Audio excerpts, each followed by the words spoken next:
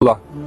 Kərbəla ziyarətinə gələn ziyarətçilərin daha çox rastlaşdığı suallardan biri də Məhəmməd Füzulinin qəbri Kərbəlada hansı hissədə yerləşir, hərəmin hansı hissəsində yerləşir və Məhəmməd Füzulinin qəbrini biz necə ziyarət edə bilərik? İndi bu çəkilişdə istərdim ki, Məhəmməd Füzulinin qəbrinin hərəmin hansı hissəsində olmasını təqdim edim. Biz hal-hazırda İmam Hüseyn əleyhissalamın hərəmindəyik. Bu gördüyümüz yer İmam Hüseyn əleyhissalamın məzarıdır. Biz isə İmam Hüseyn əleyhissalamın zirəyindən qiblə istiqamətinə Babul qiblə, yəni qiblə qapısına tərəf hərəkət edilir. Bu çıxışın adı 1 nömrəli qapı Babul qiblə adlanır. Nəzarət yoxlama hissəsinə çatana dək qiblə istiqamətinə doğru hərəkət edilir. Nəzarət yoxlama hissəsinə çatanda sol küncdə Füzulinin qəbir daşına çatmış olursa. Bura kişilərin giriş-çıxışı olduğundan bu istiqamətdə ancaq kişilərin ziyarət etmək imkanı olur.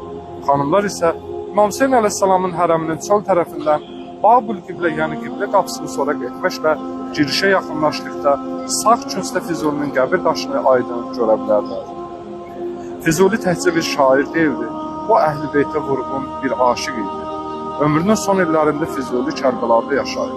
Deyilənə görə ziyarətə gələn insanlara burada xidmət edir, səqqalıq edir, hərəmə gələnlərə su paylayarmış. Bu onun üçün sadə bir iş deyildi, bu imam yolunda bir xidmət idi. O bu xidməti könüldən eşqlə görürdü. Füzuli miladi 1556-cı ildə bu torpaqlarda Kərbəlada vəfat edir.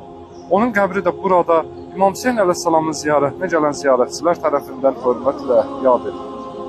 Füzuli burada yaşadı, burada xidmət etdi və burada dəfn olundu. Onun həyatı Əhl-i Beyt yolunda bir xidmət nümunəsidir. Füzulinin həyatı, təvazu və sevgisi bizə bir şeyi xatırladır. Əhl-i Beyt qapısını üst tutanların, məhəbbət göstərənlərin məqamı uca olur. Allah bu böyük şəxsiyyətin ruhunu şad edəsin və Allah bütün arzusunda olanlara Kərbəlada İmam Hüseyn əleyhissalamı və Füzulinin qəbrini ziyarət etməyi nəsib etsin.